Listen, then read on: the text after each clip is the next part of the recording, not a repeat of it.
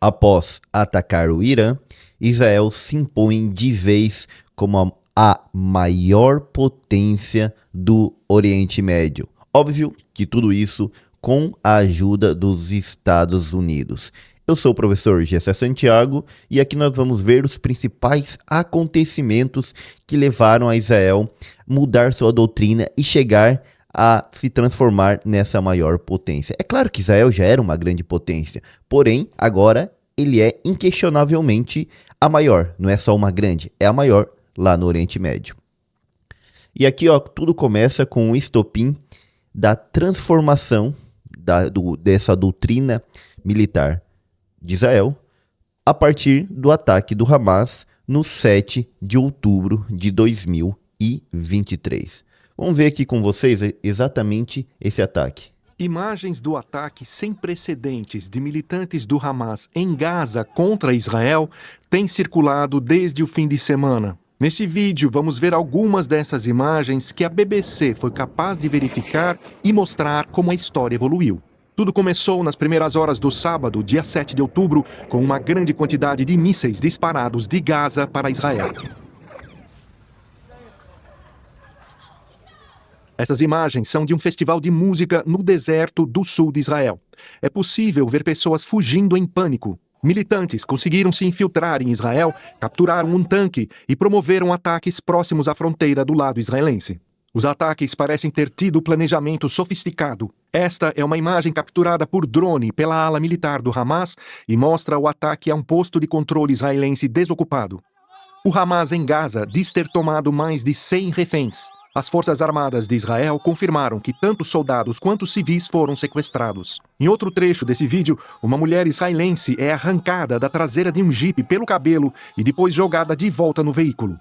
Eu tô passando essas imagens aqui novamente pra gente ver como foi bastante duro para Israel esses ataques. Parecia ter sido espancada e tinha suas mãos amarradas atrás das costas. Previsivelmente, a resposta israelense foi dura. Pudemos ver ataques aéreos em todo o território de Gaza, incluindo este, no qual um edifício de 11 andares foi implodido. Israel diz que parte do prédio era ocupado pelo rádio do Hamas.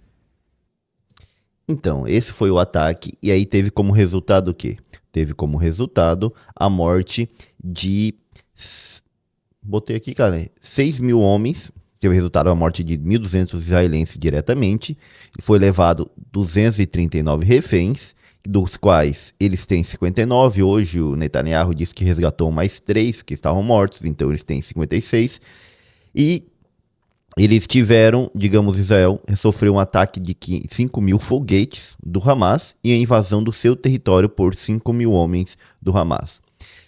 A reação de Israel a tudo isso que fez o Hamas é justamente o que vai mudar a grande configuração do Oriente Médio entre as potências e vai culminar na guerra entre Israel e o Irã. Mas vamos indo aos pouquinhos para a gente entender a situação. Primeiro, qual é a situação de Israel lá no Oriente Médio? A situação de Israel é que ele tem uma boa relação com alguns países, com outra ele se mantém neutro, mas com alguns países não está tão boa assim. Por exemplo, aqui, Israel é reconhecido pelo Egito desde 1979, tem relações tranquilas, pela Jordânia também, é tanto que nessa guerra entre o Irã e Israel, alguns mísseis que passam por cima do território da Jordânia, a Jordânia mesmo intercepta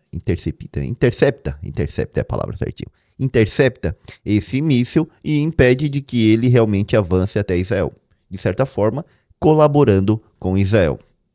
O Emirados Árabes Unidos, o Bahrein, eles têm relações boas, podemos dizer boas, com Israel, e tudo isso foi alcançado através do acordo de Abraão que o Trump fez para que vários países árabes se acercassem, se aproximassem de Israel. O Marrocos tem uma relação tecnicamente boa com Israel. Aqui a inteligência artificial que fez isso aqui, eu botou errado a palavra avançada, mas tudo bem. E até porque o Marrocos, ele recebe armamento de Israel, dos Estados Unidos, tudo isso, então tem boa. A Arábia Saudita, ela não se declara ainda, não declara o reconhecimento do Estado de Israel, mas ela não tem uma relação de hostilidade com Israel e por baixo dos panos eles se conversam.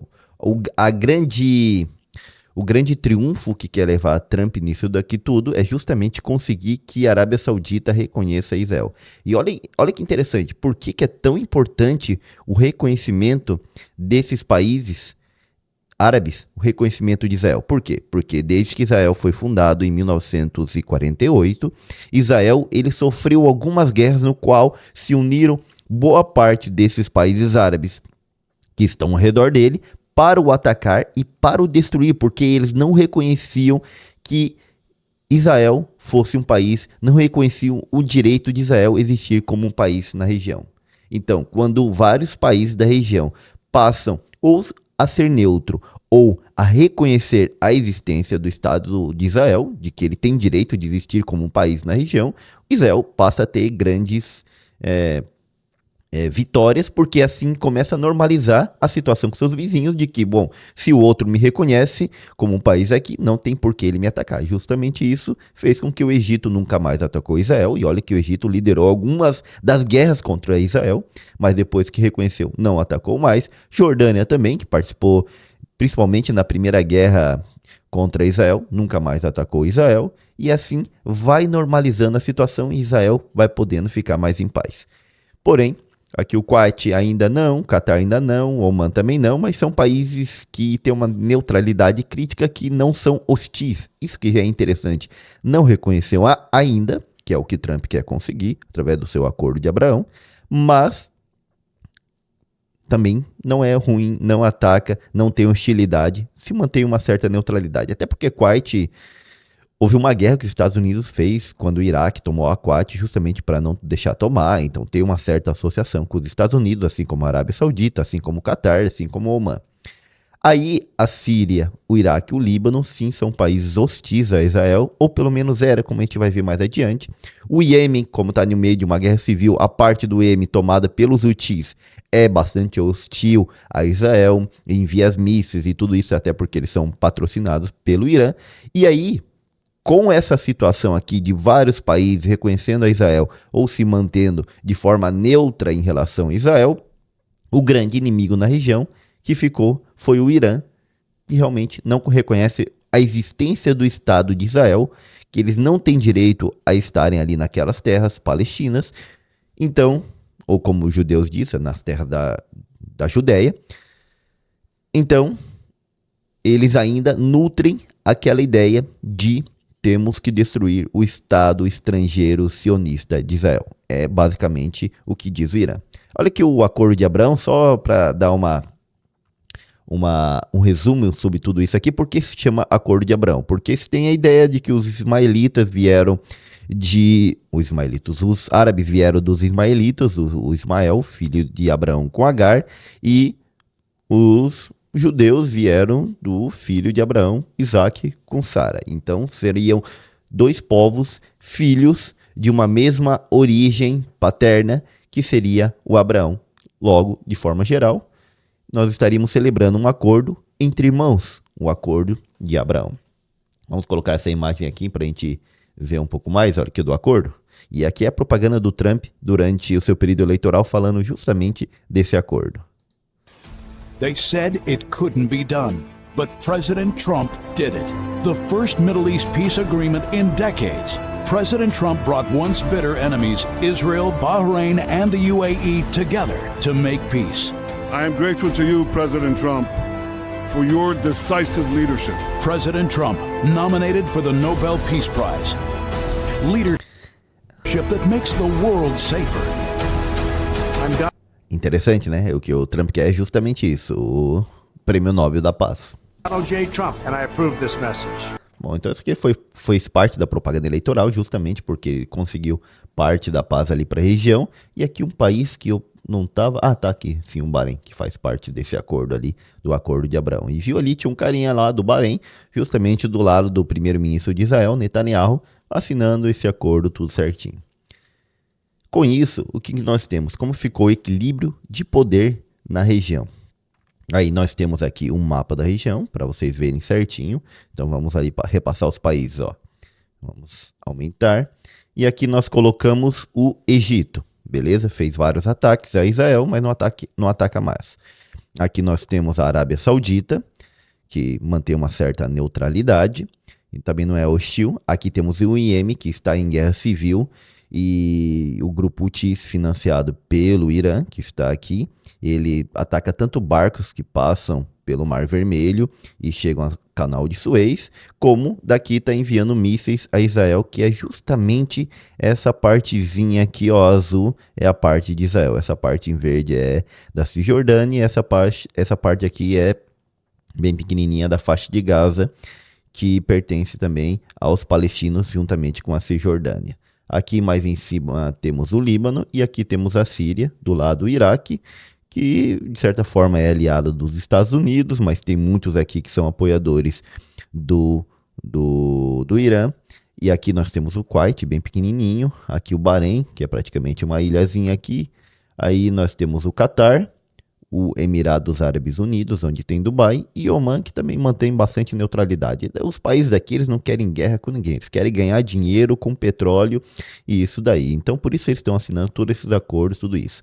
A Turquia, ela quer se projetar como o novo Império Otomano que lidera o mundo muçulmano e tudo isso daí. Por isso, ora, ela faz de conta que tem certas hostilidades a Israel, dá mensagens duras para Israel, mas continua comercializando com Israel normalmente, e até porque a Turquia ela faz parte da OTAN, e ela não vai querer sair da OTAN para ficar ali sozinha, podendo ser atacado por todo mundo sem ter uma represária muito grande. E do outro lado nós temos um paizinho aqui, cadê? Fica aqui, ó. Aqui temos o Afeganistão, que é controlado pelos talibãs, e a ideia do Talibã não é expandir seu califado para nenhum outro lado do mundo muçulmano ou do mundo árabe. E aqui nós temos o Paquistão, que apesar das ameaças que ele faz a Israel, tudo isso aí, o problema dele na verdade é com a Índia, que ele fica preocupado. Esses dias até estourou uma guerra de poucas proporções, no qual foi amenizada pelos Estados Unidos, porque os Estados Unidos ele tem uma certa aliança tanto com o Paquistão quanto com a Índia. Os paquistaneses agradecem por não ter escalado essa situação. E aí nós vamos ter que o principal inimigo de Israel na região é justamente o Irã, que não aceita a existência do Estado de Israel. Até coloquei aqui embaixo o que aconteceu, o seguinte: o Irã era um país, uma monarquia, controlada pela família Pahlavi. O antigo monarca era o Reja Pahlavi, que controlava a região, foi ajudado a manter-se no poder pelos ingleses e pelos americanos.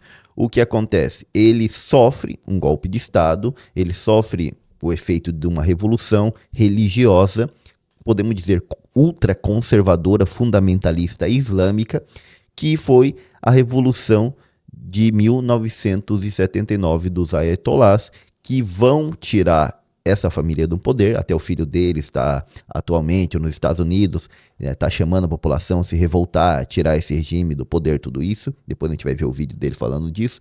Mas justamente eles foram tirados, que era uma monarquia pró-Israel, pró-ocidental, a galera tinha liberdade, as mulheres podiam se vestir como quisessem e outras coisas mais, e aí eles instalaram justamente um regime teocrático, no qual, para você conseguir chegar a cargos políticos, você tem que praticamente beijar a mão dos ayatollahs, dos líderes religiosos. Se ele disser que você pode se candidatar, você pode, senão você não pode. Então não é que assim as pessoas não podem votar lá, as pessoas votam normalmente nos candidatos que eles permitem que você vote. E assim eles controlam toda a burocracia e todo o sistema político iraniano, os líderes religiosos. E esses líderes religiosos, eles são muito apoiadores dos palestinos e daquela antiga ideia de que não pode existir o Estado de Israel. Por isso, há ataques, por isso eles financiam grupos que atacam Israel. Então, um dos grupos que nós falamos é justamente os Houthis, que lançam vários mísseis a Israel. Outro grupo que estava bem forte aqui na faixa de Gaza era o Hamas, que também atacava Israel, financiados e treinados, e também recebiam armamentos do Irã. O outro grupo que ficava aqui no sul do Líbano e às vezes vem aqui na Síria ajudar o antigo ditador da Síria, o Bashar al-Assad, era o grupo do Hezbollah, também financiado e treinado e armado pelo Irã, e tinha também o apoio, eles ajudavam, financiavam também o regime sírio para ser hostil a Israel. Isso fazia com que Israel ele tinha praticamente até o dia 7 de outubro de 2023 quatro inimigos, um grande financiando os outros três. O grande inimigo, o Irã. Os inimigos pequenos seriam o Hezbollah no sul da Síria, o Hamas aqui na faixa de Gaza e os Houthis aqui no Iêmen. Só tem que tossir aqui que o pigarro tá grande. Então essa era a situação, esse era o equilíbrio de poder justamente em Israel. E qual é a doutrina iraniana e desses grupos aliados do Irã? A doutrina deles é a superação do adversário. O que significa isso? Significa isso que ao eles considerar Israel como um regime estrangeiro, um regime que não devia estar ali, que não é autóctone dali, que deve ser expulso porque foi imposto, assim como a Bélgica invadiu o Congo e ficou lá dominando vários anos, e vários países europeus invadiram ali, países na África e ficaram dominando, eles entendem na cabeça dele que Israel é isso daí. Como parte da esquerda defende também, Israel são tudo europeu que vieram e foram colocados ali por um projeto dos americanos, tudo isso. Então, ao entender isso, eles entendem que eles devem fazer uma guerra de terror sobre essa população. Qual que é a guerra de terror? É que vocês nunca estarão tranquilos, nunca estarão seguros. Vocês estarão andando na rua, mas alguém pode vir e te esfaquear.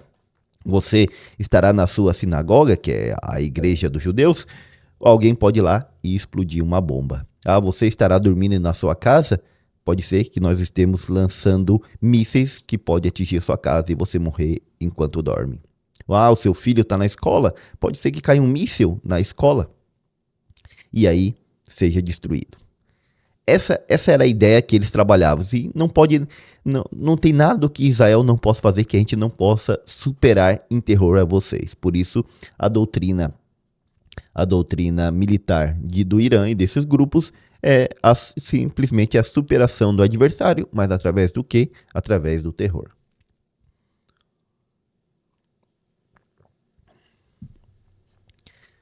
Bom, esse era o equilíbrio na região até o dia 7 de outubro de 2023, quando o Hamas, possivelmente com permissão do Irã, ou até planejamento conjunto do Irã, fez essa operação de ataque a Israel, de invasão em Israel, de captura de reféns e desatou uma mudança em Israel.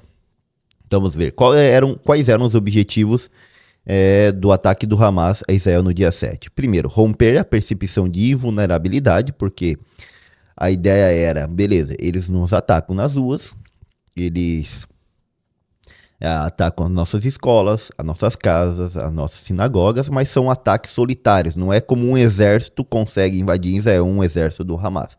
E até porque faz tempo que algum exército tem feito alguma guerra para invadir Israel e tem conseguido. Então, nós vamos quebrar com essa noção dos israelenses. O segundo objetivo era capturar reféns para trocar por prisioneiro do Hamas. Tem um cara lá que fez um ataque, matou não sei quantas pessoas, está preso em Israel. Vamos trocar porque a gente pegou um refém deles aqui, agora para a gente entregar você vai ter que entregar a outras pessoas. E teve essas trocas. Terceiro, reafirmar o protagonismo do Hamas, porque se o Hamas manda aqui nessa região, cadê aqui? Se o Hamas manda nessa região aqui, ó, que é a faixa de Gaza, bem pequenininha essa região, cara. Deixa eu ver, o tamanho dela, se eu não me equivoco, é 14 por 7. 14 de extensão e 7 de largura. É muito pequeno, é muito pequeno. Se eu não me equivoco, é mais ou menos do tamanho de Brasília. Só que com 2 milhões de pessoas morando ali aglomeradamente. Então, nessa região, quem manda é o Hamas. Porém, na região da Cisjordânia, o Hamas não manda. Ele tenta entrar lá, mas ainda não conseguiu crescer bastante. Quem manda lá é a autoridade palestina. E aí o que quer o Hamas? Ser o protagonista desses ataques a Israel, para que os palestinos que são contra Israel, os palestinos que odeiam Israel, eles possam levar o Hamas a crescer entre a população palestina na Cisjordânia. Então, uma das ideias era, a gente faz o ataque, a gente vai ganhar esse protagonismo, porque a população palestina vai ver a potência do nosso ataque contra Israel, então eles vão buscar-nos para ser seus líderes também na Cisjordânia. Depois, o quarto é paralisar o avanço dos acordos de Abraão, aí até mesmo revertê-los. Lembrando lá, tem vários países aqui em 2020 que começaram a aceitar a existência do Estado de Israel. Falou, tudo bem, pode existir aí como país, não temos nenhum problema contra isso, nós aceitamos que você exista. Eles, não, ó, todos os países aqui à nossa volta estão começando a aceitar. Imagine se a Arábia Saudita aceita. E, segundo dizem, a fofoca política, né, o que sai por aí, é que estava prestes a assinar um acordo entre o Mohammed bin Salman, presidente, de fato, governador da Arábia Saudita, e o primeiro-ministro de Israel, Netanyahu, justamente para normalizar as relações entre Arábia Saudita e Israel, sendo que a Arábia Saudita passaria a aceitar a existência de Israel como país. E olha o que tem aqui na Arábia Saudita.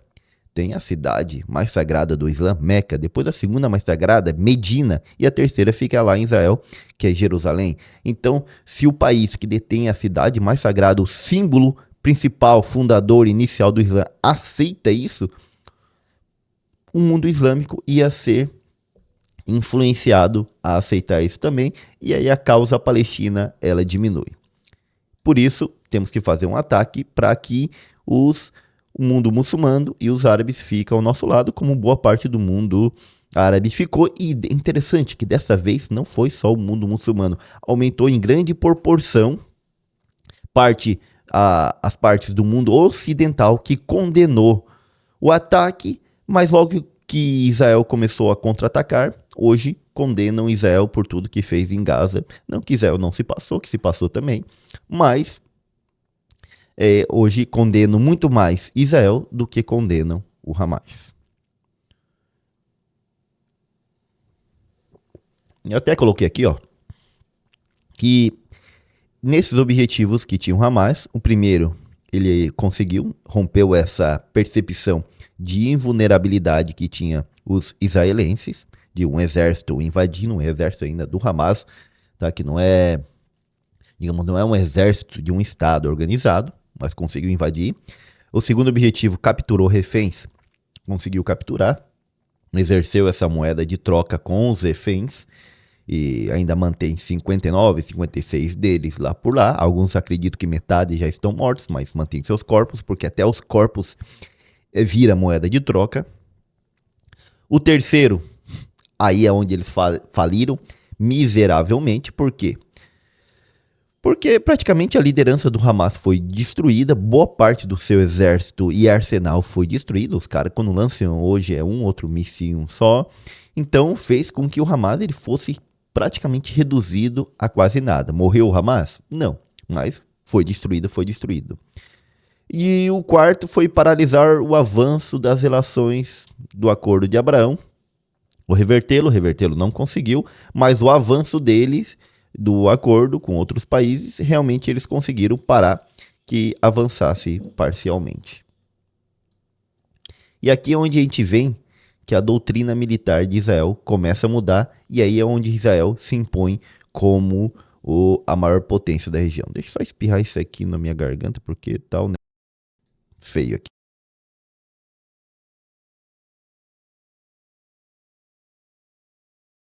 Beleza, continuando.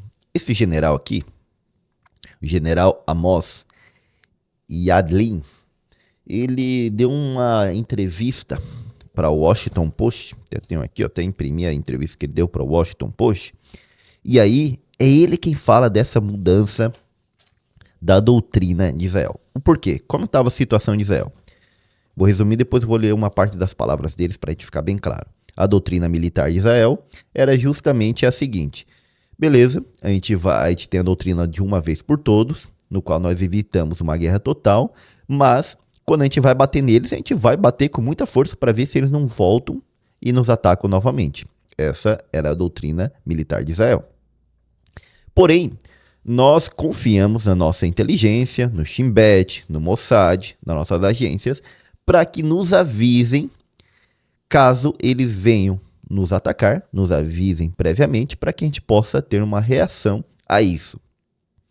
A gente sabe onde eles moram, a gente sabe onde ele está, aquela questão, a polícia sabe onde está a boca, tal, essas coisas. Eles também sabiam boa parte ali onde estavam as coisas, os líderes do Hezbollah, os líderes do Hamas, tudo, mas assim, não há um planejamento de ataque, então a gente não vai fazer nada.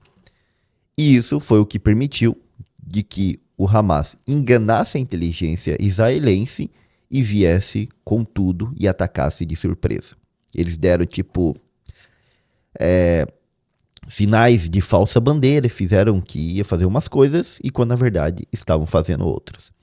Isso fez com que Israel mudasse a sua doutrina, que ela, de forma geral, ela continua sendo a mesma, uma vez por todas. A gente vai bater de uma vez por todas. Porém, agora ele volta à forma que Israel atuava lá nos seus primeiros anos, nos anos ali que foi criado em 48, nos anos 50, 60, que é justamente, agora a gente vai uma vez por todas, mas de uma guerra total. Uma guerra muitas vezes que é preventiva, igual aquela guerra que eles fizeram de 6 dias, no qual eles invadiram o Egito, invadiram a Jordânia, invadiram o Líbano, uma guerra relâmpago rápida. O Egito colocou as tropas na fronteira com Israel, eles falaram, não, a gente não vai esperar eles entrarem, a gente vai pegar e atacar primeiro, por mais que o Egito ainda não tinha declarado a guerra a Israel.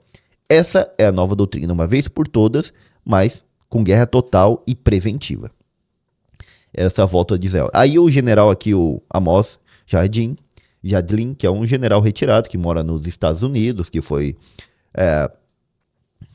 bem condecorado lá em Israel e também foi comandante das inteligências das Forças Armadas de Israel, diz o seguinte: nos 20 anos anteriores ao ataque do 7 de outubro, permitimos que as ameaças se desenvolvessem mais além das nossas fronteiras, confiando que nossa inteligência nos avisaria previamente de qualquer ataque.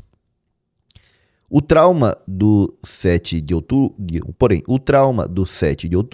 mudou por completo nossa mentalidade e nos fez estar dispostos a assumir riscos que não havíamos assumido no passado. Por exemplo, a gente sabe onde está o líder do Hamas. Vamos atacar o míssil para matá-lo? Destruir todo o seu prédio? Vai morrer inocente junto? Não vamos fazer. Isso era o pensamento anterior. Aí ele coloca: já não vamos esperar que nos ataquem, nem a que nos surpreendam. Entende a mentalidade? Aí se a gente sabe onde está, a gente vai atacar. Acabou. Sem esperança. E ele coloca mais assim, ó: essa nova mudança se faz a partir da perspectiva estratégica de Israel nas primeiras décadas da sua existência, quando atuava com maior rapidez e decisão para eliminar as ameaças nas suas fronteiras, assim como foi em junho de 1967, quando Israel atacou previamente ao Egito, quando o Egito colocou exércitos nas fronteiras com Israel. Então, Israel muda sua doutrina e todos os ataques que ele faz ao Hamas, ao Hezbollah, porque veja bem, quem atacou Israel no 7 de outubro não foi o Hezbollah, foi o Hamas. Porém, como ele mudou a doutrina militar, agora nós vamos atacar em uma guerra total e de antecipação, digamos assim, de prevenção.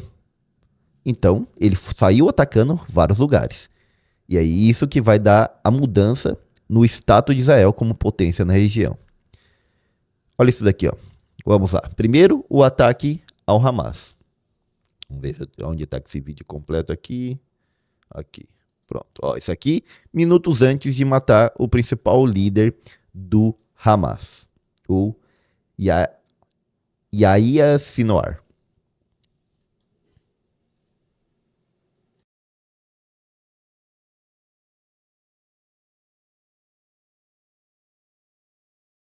O cara ali já estava moribundo, morrendo ali, ó. Aí Depois, se vocês buscarem na internet, vocês encontram a imagem dele morto e tal. Esse aqui é um drone filmando a região. E os caras, vamos pra cima com tudo.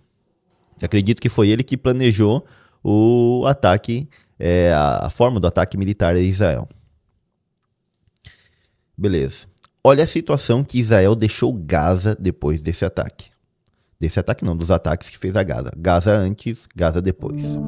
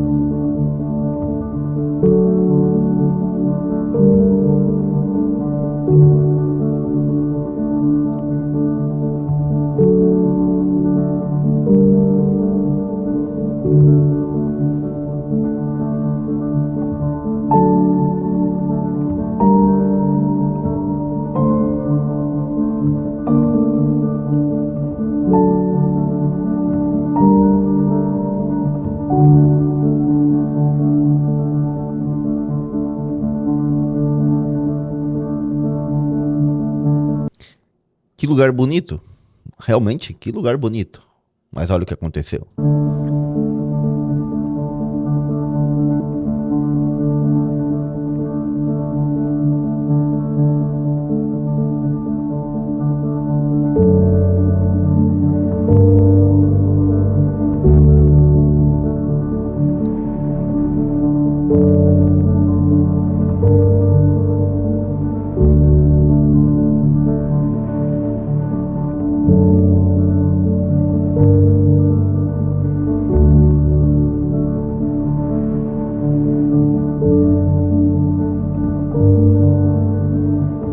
Eu olho essas imagens aqui, mas me dá uma tristeza muito grande, né? Ver tanta gente que morreu, ou que perdeu sua casa, ou que ficou ferida, perdeu um familiar diante de uma guerra assim.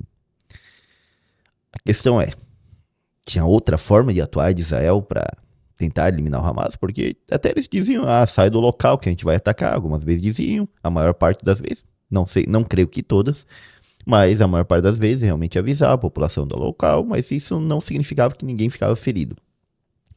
E também se sabe costumeiramente que o Hamas, ele colocava suas bases embaixo de escolas, embaixo de hospitais, onde tinha um aglomero de pessoas para as utilizar como escudo humano. E nessa guerra, quem paga principalmente são civis. Toda a população de Gaza apoia o Hamas? Não. Tem uma parte que apoia? Sim, tem uma parte que apoia. Mas tem uma parte que não apoia. Qual é a proporção de cada uma? Não faço a menor ideia. Porém, se você não apoia um regime vivendo dentro desse regime, e esse regime é autoritário, você não vai falar. Porque se você falar, você pode colher as consequências. E Israel, como ele mudou a sua doutrina, como nós estávamos vendo aqui, a doutrina é de guerra total. Esse é um dos resultados, porque em uma guerra total, você vai fazer tudo para justamente eliminar o seu inimigo, e isso pode ter umas consequências bastante duras, como teve aqui na região de Gaza. Porém, Israel não ficou só em Gaza. Quais são os meus próximos inimigos? Os meus próximos inimigos são esses aqui, que fica aqui, ó, no sul do Líbano. Aqui é Líbano, a capital Beirute, aqui é Síria, a capital Damasco. Então aqui no sul do Líbano fica justamente as agrupações do Hezbollah, financiados e treinados pelo Irã para justamente combater Israel. E é que nós vamos ver então que o que faz Israel, ele vai até o sul do Líbano e vai dizer: vocês são nossos inimigos. A gente tinha deixado vocês tranquilos, de vez em quando vocês nos atacam uns mísseis, como eles atacaram ali depois do 7 de outubro, a gente vai lá, ataca algumas bases suas, mas a gente não vai numa guerra total contra vocês. Acabou. Israel chegou até a mandar exército invadir ali o sul do Líbano. E olha aqui, ó, parte dos ataques.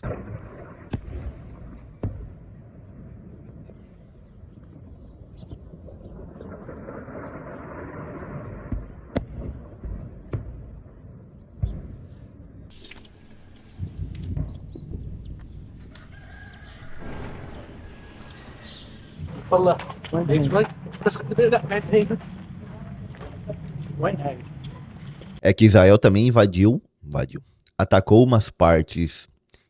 Essa parte não invadiu o sul do Líbano, mas ele também atacou alguns locais na capital do Líbano, Beirute, onde justamente tinha alguns líderes morando por ali, estando ali.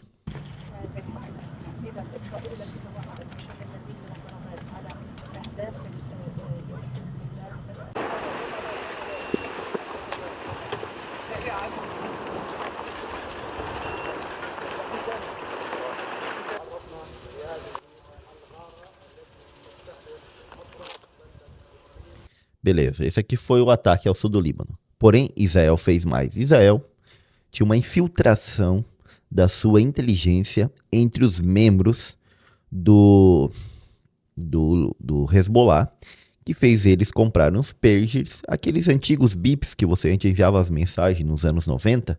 Eles tinham porque os outros meios Israel já tinha controlado, já tinha conseguido hackear. Então Israel conseguiu que eles vendessem esse material, que através de um comando, um sinal que fosse enviado, ele superaquecesse e explodisse quando a Israel quisesse.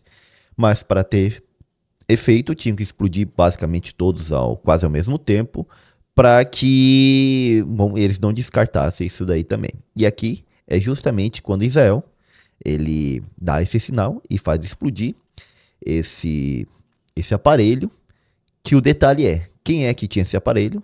Alguém que é importante o suficiente para receber a mensagem e dar o comando para o grupo que mandava, ou seja, oficiais do Hezbollah.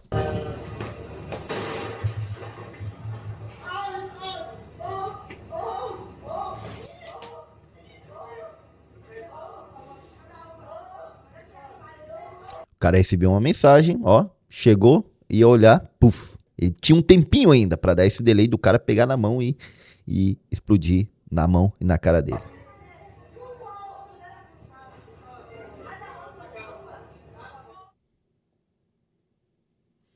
Ó, o cara foi pegar ali, tava atendendo, tava comprando alguma coisa assim, sei lá. E ele foi pegar e explodiu.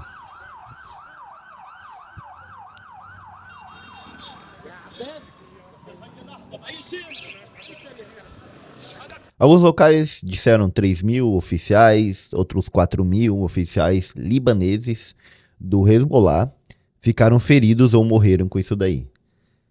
É bastante, né? Bastante. Assim você priva o alto comando de muita gente que poderia atuar e estava inabilitado. E aqui é justamente o chefe do Hezbollah falando do ataque a Israel, tudo isso daí, que Israel vai conseguir identificar aonde estava o bunker dele, o atacando com tudo e matando ele, sua família e boa parte das pessoas. O Hezbollah confirmou neste sábado a morte de seu líder, Hassan Nasrallah. O dirigente foi vítima na véspera de um bombardeio israelense contra prédios residenciais em um subúrbio no sul de Beirute. É isso porque isso é uma das coisas porque Israel atacou Beirute, porque lá se escondia parte da liderança e o líder supremo aqui do Hezbollah estava lá também. Reduto do grupo pró-Irã. A confirmação ocorre horas depois de Israel anunciar a eliminação. O grupo libanês anunciou em um comunicado: Sayed Hassan Nasrallah se uniu aos seus companheiros mártires, cuja marcha liderou durante quase 30 anos. Uma fonte... 30 anos Israel não matou o cara. Como mudou a doutrina, agora eles falaram, não vamos deixar mais o cara vivo, não tem nenhum sentido, a gente vai por tudo. Próximo ao Hezbollah havia informado que o grupo tinha perdido o contato com Nasrallah na noite de sexta-feira. O grupo islamista palestino Hamas classificou o assassinato de Nasrallah de ato terrorista covarde. Já o exército israelense afirmou que a morte do chefe do Hezbollah torna o mundo um lugar mais seguro. Hassan Nasrallah, de 64 anos, era um homem muito influente e venerado no Líbano. Vão notando como Israel, aos poucos, vai minando e destruindo as forças inimigas na região.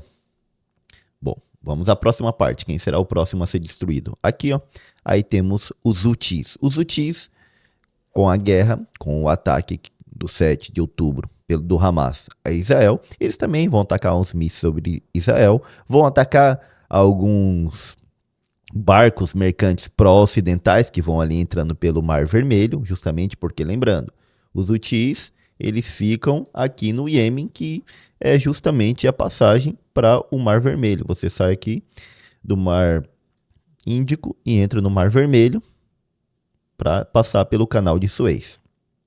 Aí eles começaram a bombardear barcos ocidentais aqui e também fazer ataque a Israel e acabaram tendo problemas, que foram atacados pelos britânicos e pelos Estados Unidos também aqui no Iêmen. Ou seja, até embarcações militares eles atacaram e daí eles foram atacados novamente. Então vamos ver aqui o ataque ao Iêmen. O Iêmen.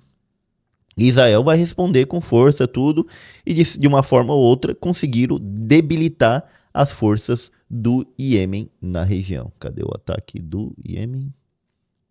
É isso aqui, deixa eu ver. Líder Ó, não tinha colocado aqui o do Iêmen. Pera aí, a gente coloca agora. Vamos aqui, ó. Tá aqui o vídeo. Então a gente vai conseguir pegar ele. Pronto. Só botar na sequência certa. O primeiro-ministro israelense. Eu achei que tava aqui na sequência esse vídeo. Vamos colocá-lo aqui, deixa eu ver. Ah, tava aqui sim. Eu que não vi. É só anterior. Beleza. Vamos ver aqui, ó. O ataque ao Iêmen. Benjamin Netanyahu supervisionou nesta segunda-feira os ataques realizados contra os alvos Houthis no Iêmen. Também participaram da reunião no comando da Força Aérea em Tel Aviv o ministro da Defesa Israel Katz e o chefe do exército Eyal Zamir. Os militares israelenses atingiram alvos Houthis no porto de Hodeida em uma ofensiva que os rebeldes iemenitas disseram ser um ataque conjunto com os Estados Unidos. Uma autoridade americana negou qualquer participação no episódio. Segundo Israel, o porto de Hodeida, controlado Negou nessa vez, né? Porque outras vezes os americanos também atacaram. pelos rebeldes e que já foi alvo de outros ataques, é usado para a transferência de armas iranianas, equipamentos militares e outros equipamentos destinados a fins terroristas. Então, lembrando, o TIS financiado e ajudado, treinado pelo Irã. Também foram registrados disparos contra o distrito de Bagil, na mesma província, onde militares israelenses afirmaram ter atingido uma usina de concreto, que funciona como um recurso econômico significativo para os Houthis. Os bombardeios desta segunda-feira acontecem um dia depois que os rebeldes apoiados pelo Irã dispararam um míssil mirando o aeroporto internacional Ben Gurion, perto de Tel Aviv, o principal de Israel. Os Houthis assumiram a responsabilidade, dizendo que dispararam um míssil balístico hipersônico e que trabalharão para impor um bloqueio aéreo abrangente ao inimigo israelense, atacando repetidamente os aeroportos, principalmente o aeroporto Ben Gurion. Eu imagino tu tá saindo de avião, daqui a pouco veio um míssil passando assim, pô, velho. É claro que Israel tem uma... Ele sabe alguns minutos antes que tá chegando um míssil, todo, ele não vai deixar subir um avião, né? Nessa situação, mas que é tenso, é. O míssil abriu uma grande cratera perto do estacionamento, ferindo 6 pessoas e forçando as companhias aéreas a suspender voos. Ao mesmo tempo que acompanhava o ataque contra os Houthis do Iêmen, Netanyahu foi alvo de um protesto em Jerusalém. Beleza. Teve muito protesto em Jerusalém, mas ninguém ainda conseguiu destruir Netanyahu, ou seja, tirar ele do poder. Aí teve outro inimigo na região que acabou sofrendo por consequência por Israel ter eliminado o Hezbollah. Quem é esse inimigo aqui na região? Justamente o antigo regime sírio ditatorial do Bashar al-Assad. Ele foi atacado por grupos rebeldes, alguns até fundamentalistas islâmicos. O mais importante dele é o HTS, que conseguiu tirar ele do poder. E olha que interessante, lembra lá que a gente falou da Turquia, que não é tão favorável assim a Israel, tem hora que até briga, manda mensagem duras, tudo, mas continua fazendo negócio? A Turquia, que faz parte da OTAN, deu ajuda militar, financiou, treinou os caras e disse, agora é a hora de vocês aproveitarem e tirar o ditador lá do poder, que é apoiado pela Rússia e pelo Irã. Agora é a hora. E os caras foram e tiraram em poucos dias.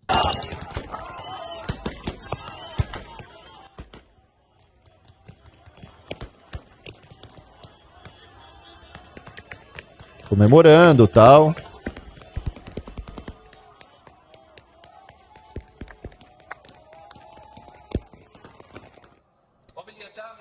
Ó, esse é o líder que antigamente, quando ele era desse grupo que era buscado pelos Estados Unidos, tinha uma recompensa para ele de 10 milhões, agora não é mais. Ele chamava Abu Muhammad al-Golani, e agora ele já não é esse nome, ele é o Ahmed Asharah.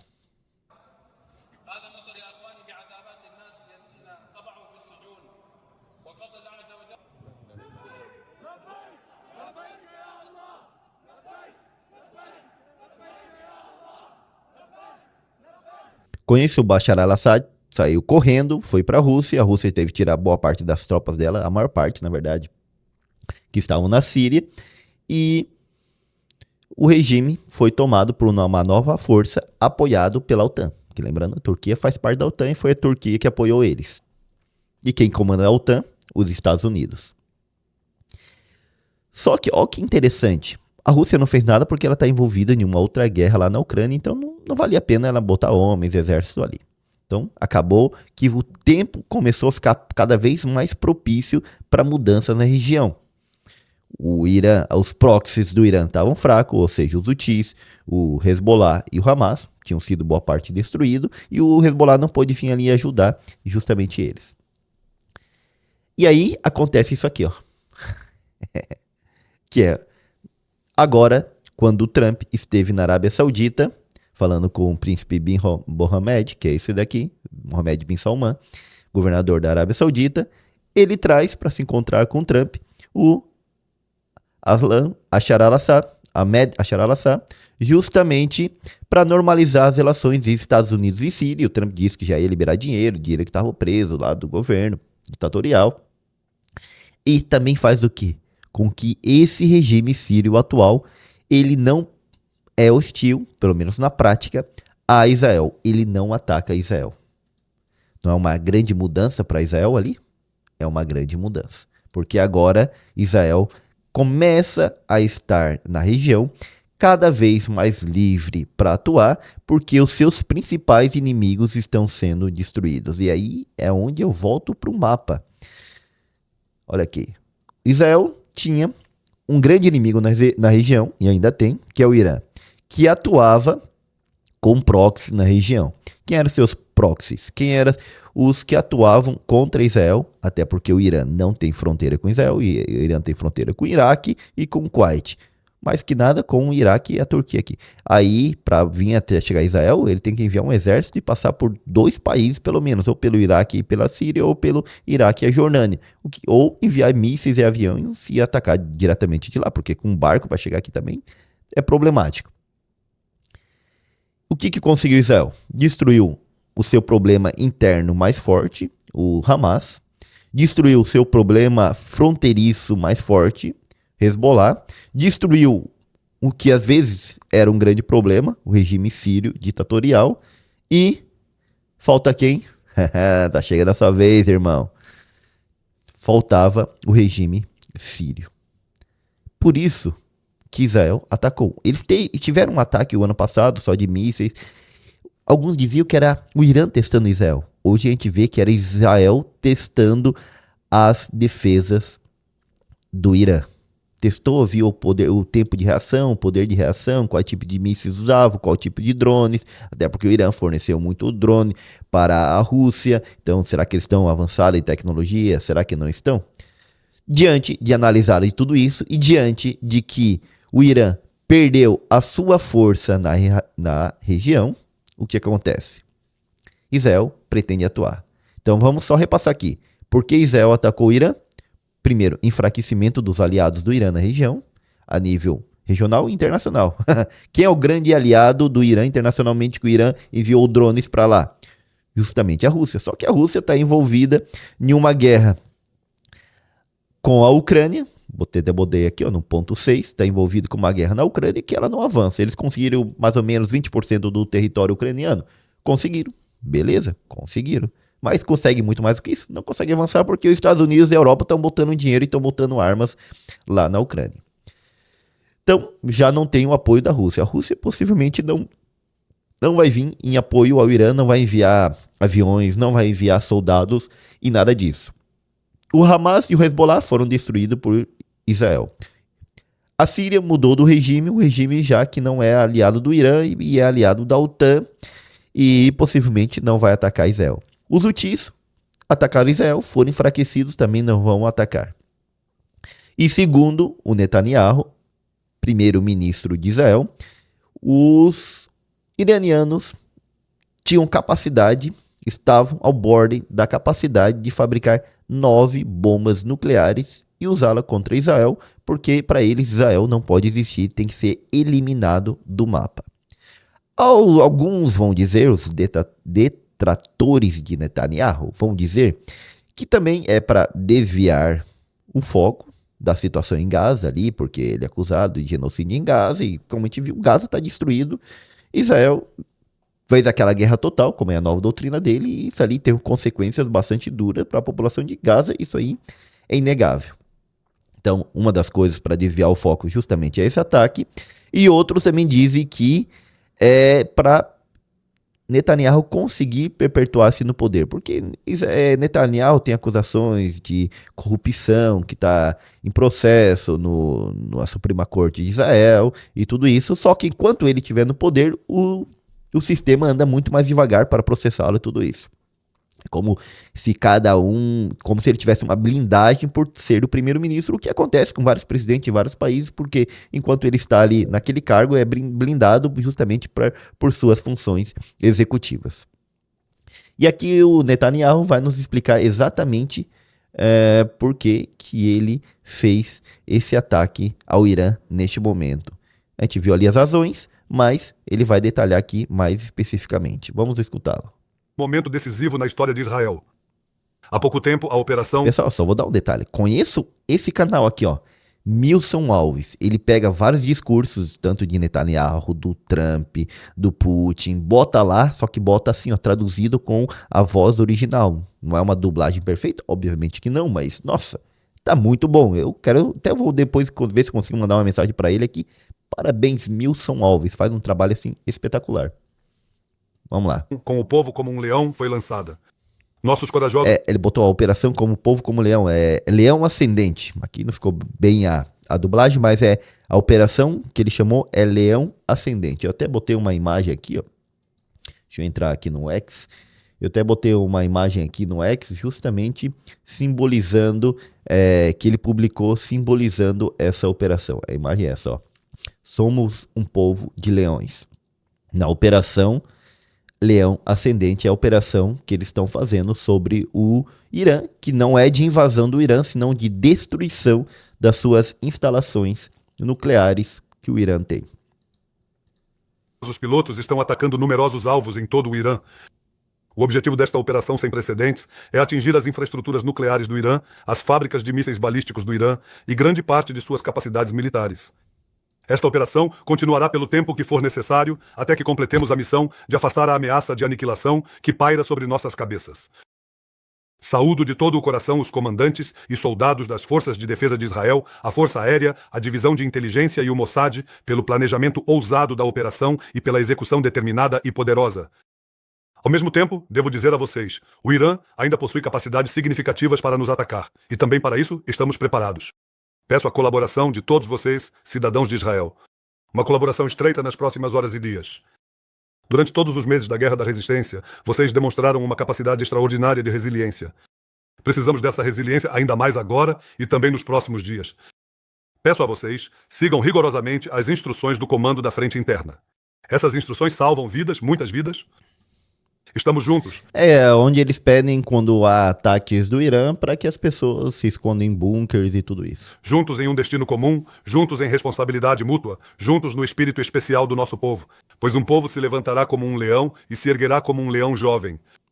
Esse espírito nos dá forças imensas para agir, tomar iniciativa e, com a ajuda de Deus, vencer. Meus irmãos e irmãs, ao longo de todos os meus anos como primeiro-ministro de Israel, a ameaça iraniana sempre esteve diante dos meus olhos.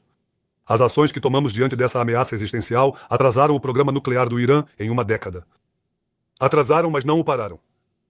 Nos últimos anos, o Irã enriqueceu urânio em um nível suficientemente alto para 9 bombas atômicas e nos últimos meses o Irã tomou medidas no campo da militarização no sentido de armamento, medidas que nunca havia tomado antes, e essas ações aproximaram o Irã da obtenção de armas nucleares em um curto espaço de tempo, armas que podem ameaçar a nossa própria existência. E além da questão nuclear, a outra ameaça, o Irã está se voltando contra nós. O Irã está construindo um enorme arsenal de mísseis balísticos, capazes de alcançar Israel a partir do Irã em apenas alguns minutos, poucos minutos. Cada um deles carrega toneladas de explosivos. O plano do Irã é produzir 10 mil desses mísseis em 3 anos e 20 mil em 6 anos. Pedem desculpas os 30 Arlubites. E para um país do tamanho de Israel, essa é uma ameaça insuportável. Lembrando que Israel tem mais ou menos o tamanho do estado do Sergipe. é bem pequenininho mesmo. Então, para invadir ou ser atacado com mísseis e ser destruído tudo, não é tão difícil. A grande questão é que Israel vem desenvolvendo ao longo dos anos tecnologia militar e treinamento de suas tropas para evitar tudo isso, e também tem a ajuda dos Estados Unidos, que ajuda ele não ser eliminado do mapa. E por isso estamos agindo para eliminá-la também. A intenção do Irã é afiada como uma lâmina. No coração de Teherã, eles instalaram um enorme relógio, um relógio que conta o tempo até a destruição de Israel. Desde a Revolução Comeinista, no Irã, há 46 anos, o regime dos ayatolás clama, em toda oportunidade, morte a Israel, morte a Israel. E Aquela revolução que a gente falou ali dos ayatolás em 1979. não se trata apenas de palavras, mas também de ações. O Irã construiu um monstro terrorista regional e internacional contra nós. Ele lidera o que chama de o plano para a destruição de Israel. É assim que eles chamam.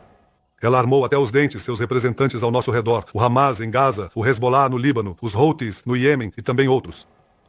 Desde o ataque de 7 de outubro, destruímos grande parte desse eixo de rede. Mas todas as nossas conquistas, impressionantes, todas elas serão em vão se o Irã conseguir desenvolver um arsenal nuclear e dezenas de milhares de mísseis balísticos. É por isso que, após o ataque de mísseis do Irã no ano passado, reuni os chefes do sistema de defesa e disse a eles: a missão de vocês é atingir simultaneamente tanto o programa nuclear quanto o programa de mísseis. Disse a nossa liderança de segurança: não temos escolha a não ser agir rapidamente. Não podemos deixar essas ameaças para a próxima geração, porque se não agirmos agora, não haverá próxima geração. Se não agirmos agora, simplesmente não estaremos mais aqui. Desde o Holocausto juramos nunca mais. Nunca mais é agora. Hoje provamos que internalizamos as lições da história. Quando o inimigo diz que pretende te destruir, acredite nele. Quando o inimigo desenvolve as capacidades para te destruir, pare-o. Quero me dirigir daqui ao povo iraniano. Nós não somos seus inimigos e vocês também não são nossos inimigos. Temos um inimigo em comum, que é o regime de tirania, que os oprime há quase 50 anos. Esse regime tirou de vocês a possibilidade de uma vida melhor, e não tenho dúvidas de que o dia da sua libertação da tirania está mais próximo do que nunca. E quando isso acontecer, israelenses e iranianos renovarão a aliança entre nossos dois povos antigos. Juntos, construiremos um futuro de prosperidade, um futuro de paz, um futuro de... Quando nossos... Essa parte ele falhou, mas acho que um futuro brilhante, de segurança, sem medo dos países vizinhos, que é o que pretende o Acordo de Abraão. bravos pilotos estão nos céus do Irã, estamos nos defendendo, mas não apenas a nós mesmos. Estamos defendendo os povos da região, estamos defendendo nossos parceiros pela paz. Uma paz que poderemos expandir com esforços conjuntos. Estamos defendendo o mundo livre contra o terrorismo e a barbárie que o Irã fomenta e espalha por toda parte. Eles sabem em seus corações que, graças à sua determinação e coragem, cidadãos de Israel, e graças à determinação e coragem dos combatentes de Israel, o mundo será um lugar mais seguro. Quero agradecer ao presidente Trump por sua posição firme. Ele disse repetidas vezes que o Irã não deve ter armas nucleares. Agradeço a ele por seu apoio consistente ao nosso país durante todos os anos de seu mandato como presidente dos Estados Unidos. Cidadãos de Israel, temos dias difíceis pela frente, mas também grandes dias.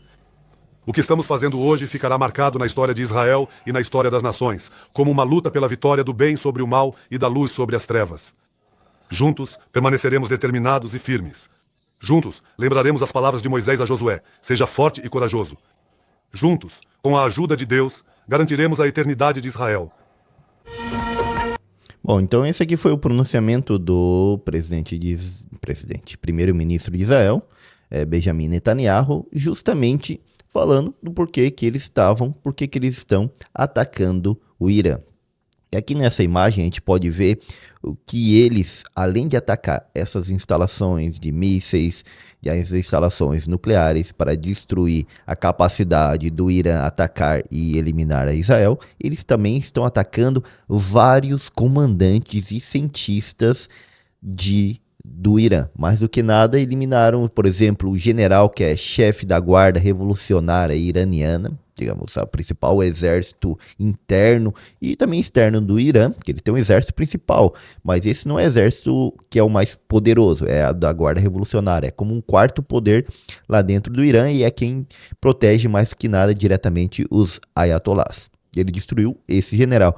Também matou o secretário direto do Ayatollah, que era um cara de extremo poder e importância, porque ele era a voz dos Ayatollahs para o resto dos políticos tudo, até para o presidente e para os generais. Também matou científicos importantes que comandavam esses programas de enriquecimento de urânio lá no Irã.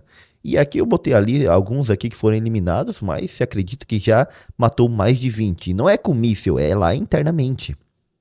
Lá dentro de Israel. Às vezes ele atinge o míssil em um apartamento assim, mas é porque a inteligência, a infiltração de Israel já sabe aonde o carinha tá e diz assim, ó, vai atacar o míssil ali porque daí você consegue matar. Ou mata de outras formas lá mesmo os espiões de Israel. E aqui nós vemos que Israel, ele realmente teve um problema de inteligência lá em Gaza, no Hamas, que ele não conseguiu chegar aos seus superiores a informação desses ataques, porque até teve alguns agentes que tinham a parte dessa informação, mas não houve problemas ali na cadeia de mando que não acreditaram que eram tão fiéis, porque Israel tem um programa de espionagem muito forte.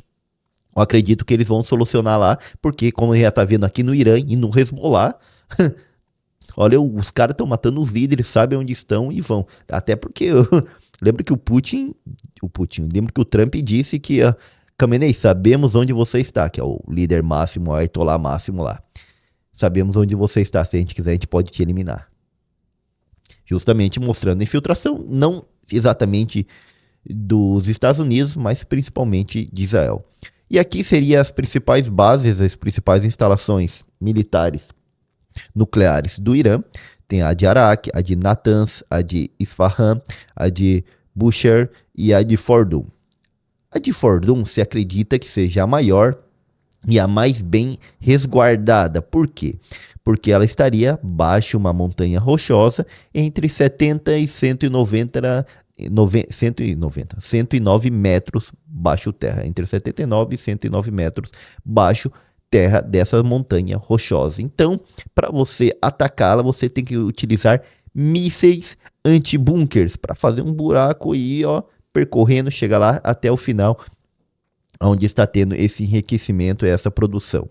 Para isso, o principal avião que consegue levar a bomba anti-bunker que faz isso é justamente o bombardeiro B-2, que leva a bomba GBU-57B, que conseguiria atacar e destruir a instalação, o bunker onde está sendo produzido o enriquecimento de urânio, onde estão sendo produzidas bombas nucleares. Vamos ver umas imagenzinhas aqui desse míssil aqui. Esta é uma representação da GBU-57, a única bomba convencional capaz de destruir as instalações nucleares subterrâneas do Irã. A ogiva anti-bunker, de 13 toneladas e 6,6 metros de comprimento, segundo o exército americano, é capaz de penetrar rocha e concreto por até 61 metros no subsolo antes de explodir. Israel não a possui, por isso é uma das principais ferramentas estratégicas dos Estados Unidos na guerra entre israelenses e iranianos. Em alguns lados dizem que até mais, né? Até mais do que isso, justamente para conseguir destruir ali a instalação de Fordow. A instalação seria essa aí. Ao contrário das centrais de Natanz e Isfahan. Fordow se encontra em grande profundidade, a cerca de 100 metros no subsolo, fora do alcance das bombas israelenses, e de acordo com especialistas, existe uma instalação nuclear recente e pouco conhecida perto de Natanz, provavelmente ainda mais profunda do que Fordow, e onde se questiona o que está acontecendo por lá. E aqui seria a imagem desse avião que aí o Trump já enviou para lá. E a gente agora já sabe que já atacou. Olha. Neste sábado, bombardeiros B-2 e Spirit Stealth da Força Aérea dos Estados Unidos decolaram da base de 8 toneladas de armamentos, incluindo a GBU-57, uma bomba que pesa mais de 13 toneladas e é capaz de perfurar mais de 60 metros de concreto reforçado. So that they don't explode immediately.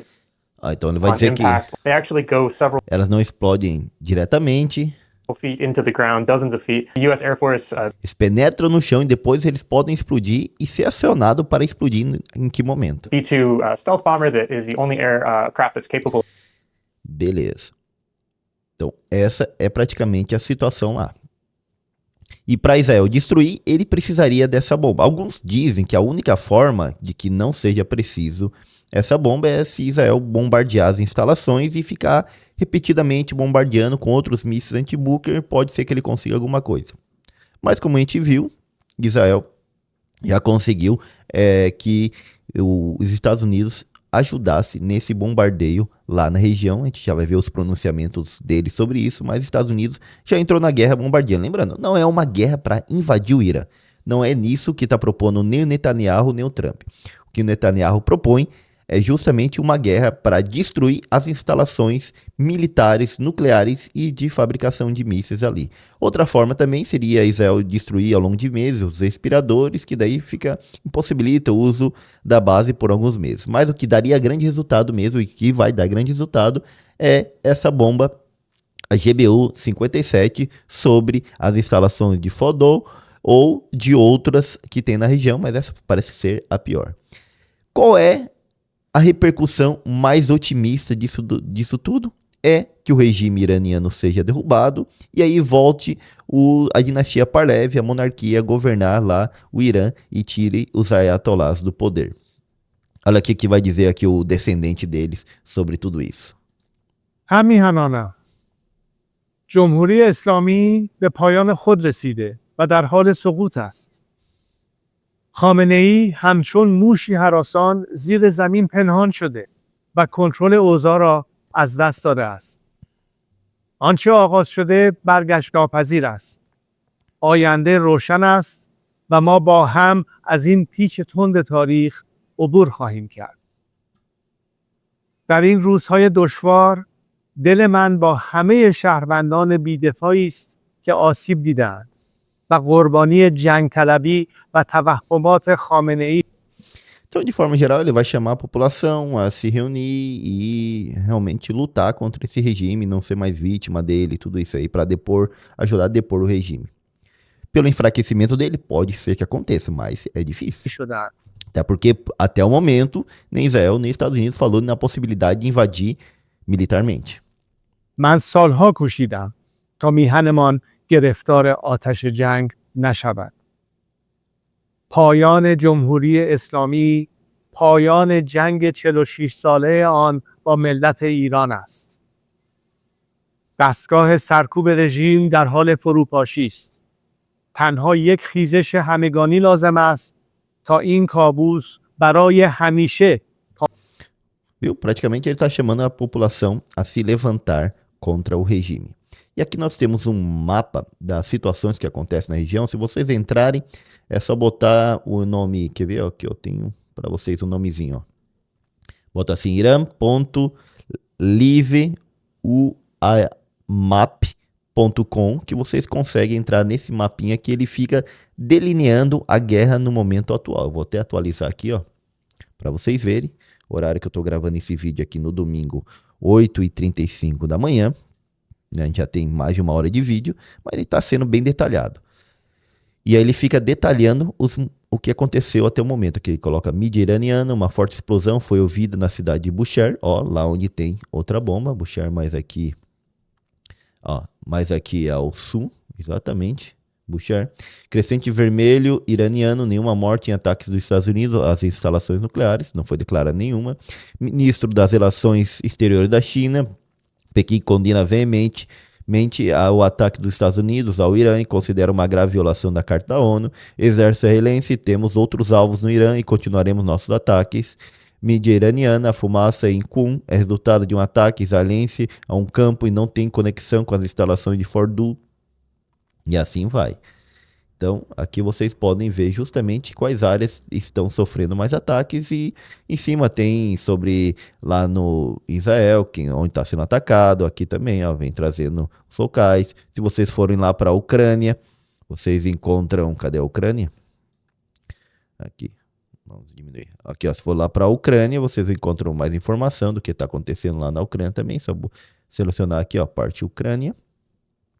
E ele vai dizer quais regiões está tendo batalhas atualmente, ó, 3 feridos, há 2 horas atrás de consequência de ataques russos em Kherson, tudo isso aí. Mas o nosso foco aqui é justamente o Irã, onde vocês podem ver ali os ataques que estão acontecendo na região do Irã para destruir essa capacidade iraniana de ataque nuclear a Israel. Então, o site aqui é iran com N.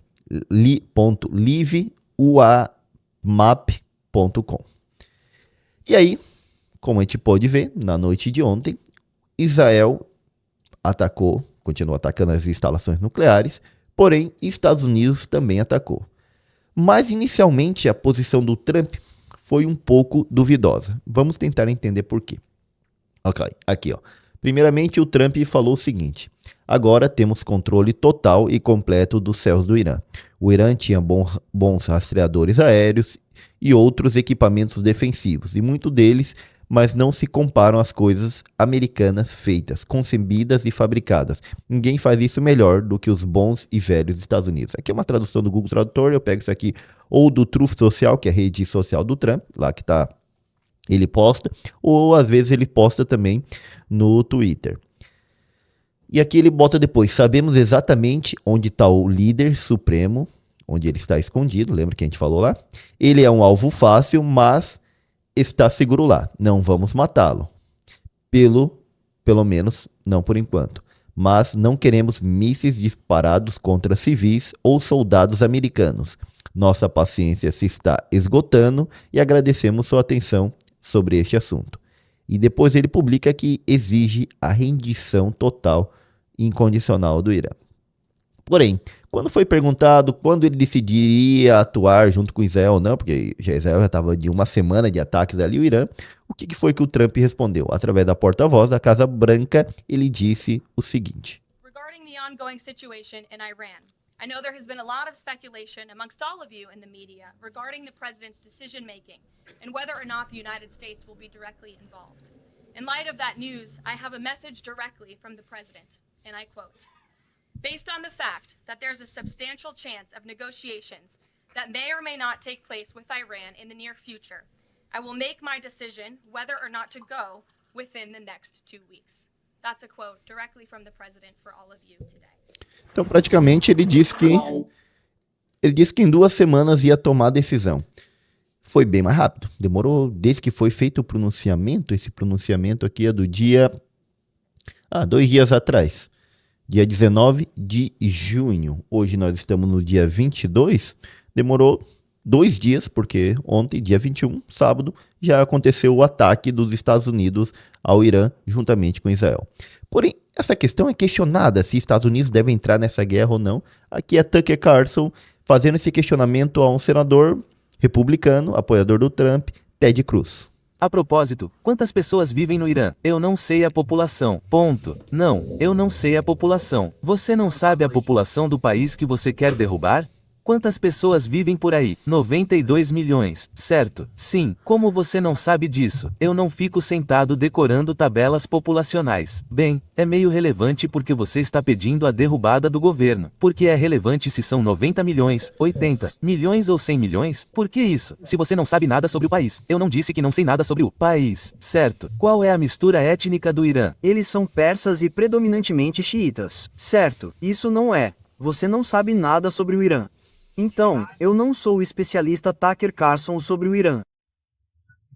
Quem está ligando para o governo sobre o país? Não, você não sabe nada sobre o país. Você é quem afirma que eles não estão tentando assassinar Donald Trump. Você é quem não consegue descobrir se foi uma boa ideia matar o general Soleimani. Você não acredita que eles estão tentando assassinar Trump? Sim, acredito. Porque você não está pedindo ataques militares contra eles em retaliação. E se eles realmente acreditam que estão realizando ataques militares hoje? Você disse que Israel estava, certo, com a nossa ajuda. Eu disse que Israel os está liderando, mas os estamos apoiando. Bem, isso é notícia de última hora porque o governo do ZEUA negou ontem à noite. O porta-voz do Conselho de Segurança Nacional, Alex Pfeiffer, negou em nome de Trump que estávamos agindo em nome de Israel em qualquer capacidade ofensiva. Não estamos bombardeando-os. Israel está bombardeando-os. Você acabou de dizer que estávamos.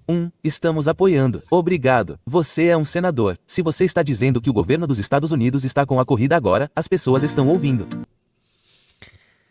Pegou o senador aqui, realmente apertou e acabou, né? Dizendo que estão atacando, mas não sabe, ele, pelo menos o senador, não conhece muito ali sobre o país que está sendo atacado, que ele defende o ataque e tudo. Mas por que eu coloquei ele? Por quê?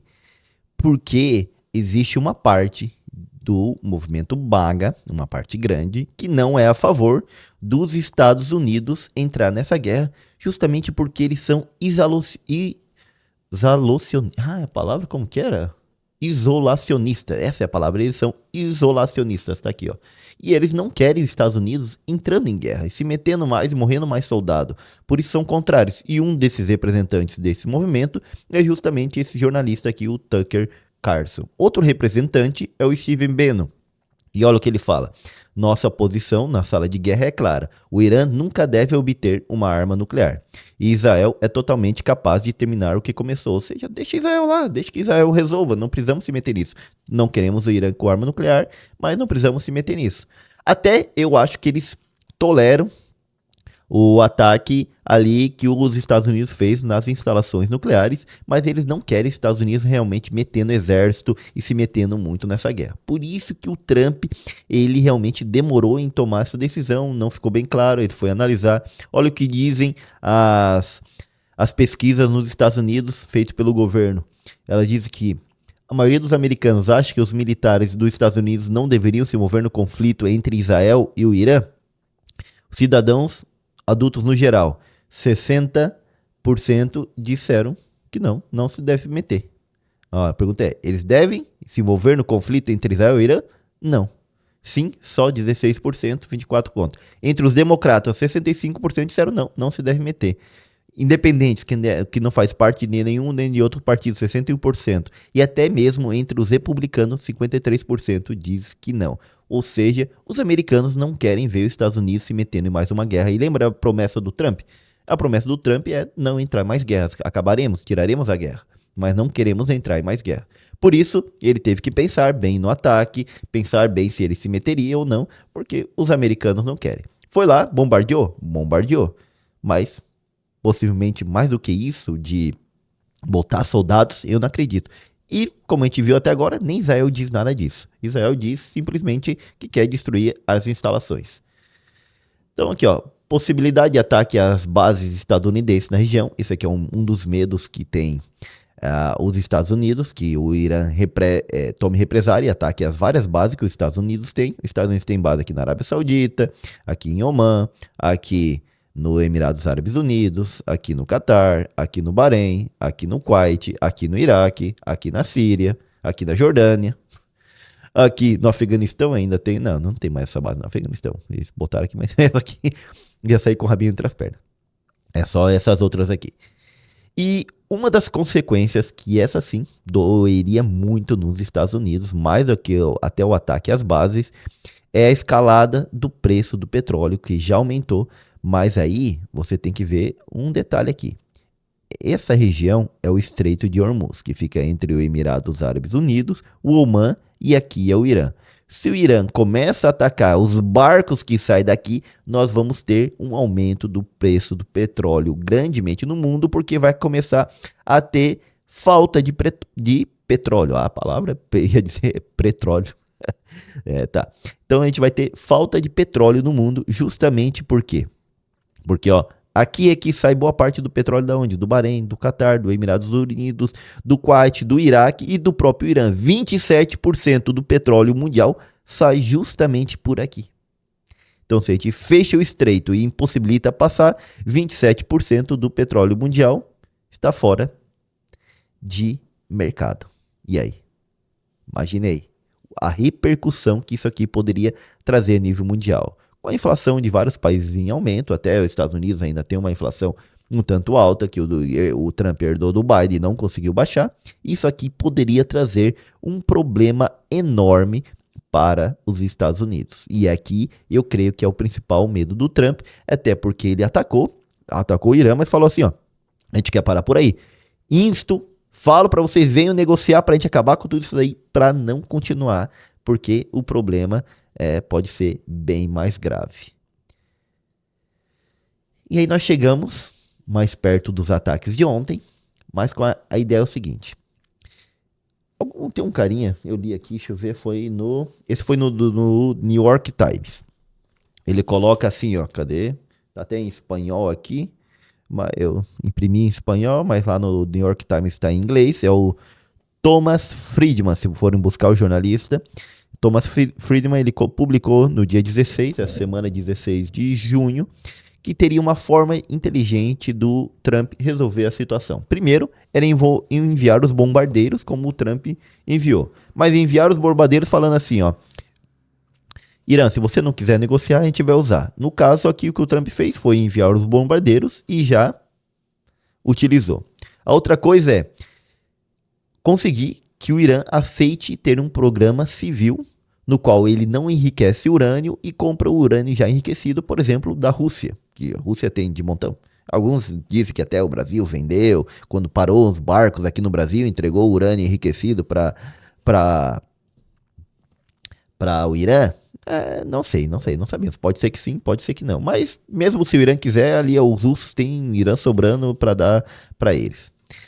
Então, dessa forma, o Irã deixaria o seu programa de enriquecimento de urânio e simplesmente... Nossa, escrevi errado aqui. Deixa eu arrumar aqui. Organização. E simplesmente teria um programa de utilização do urânio para energia nuclear e outras coisas mais. Pronto, internacional. Agora tá certo. Patrocínio. Por que não é certo? Tá certo. Internacional, patrocinado. Beleza. Então, ele passaria o Irã a ter um programa nuclear, continuaria, mas civil, no qual ele não enriquece urânio e ele apenas utiliza, comprando urânio enriquecido de outros países, e apenas o utiliza, geração de energia e outras coisas, porém extremamente supervisionado pela agência ou Organização Internacional de Energia Atômica, que vê realmente que ele não está enriquecendo esse urânio, ele está só utilizando o urânio. A outra coisa é reconhecer, para acalmar a situação, né? Justamente com o Irã também, ali os problemas, mas é reconhecer a autodeterminação dos palestinos, trabalhando para a solução de 2 estados. Isso aqui está bem apagado, quase ninguém fala disso, mas ele colocou aqui como uma possibilidade que os iranianos aceitariam, e eu acredito que aceitariam também, essa situação de realmente reconhecer ali os 2 estados, a existência, trabalhar para uma nova liderança assumisse o poder tanto na faixa de Gaza como da Cisjordânia, ali, da autoridade islâmica, que tem os palestinos. Conseguir que os palestinos reconheçam o direito do Estado de Israel existir, como aqueles outros estados árabes já fizeram ali no Acordo de Abraão. Cara, isso aqui, se o Trump conseguir isso aqui, eu diria, ele ganhou o Prêmio Nobel da Paz. Ele deveria pelo menos ganhar, porque aí seria inédito, algo assim, mudando tudo, né? E não tolerar que Israel aumente os assentamentos, porque o que faz Israel? Eu vou até voltar no mapinha, porque no mapinha eu acredito que isso aqui fica bem mais claro. Tem um grupo mais fundamentalista em Israel, que a ideia deles é tudo isso aqui faz parte do antigo reino de Israel e faz parte da Judéia. Então, o que os israelenses têm que fazer? Eles têm que ir comprando territórios aqui dentro da Cisjordânia, ou tomando, e lá construindo casas e vivendo lá.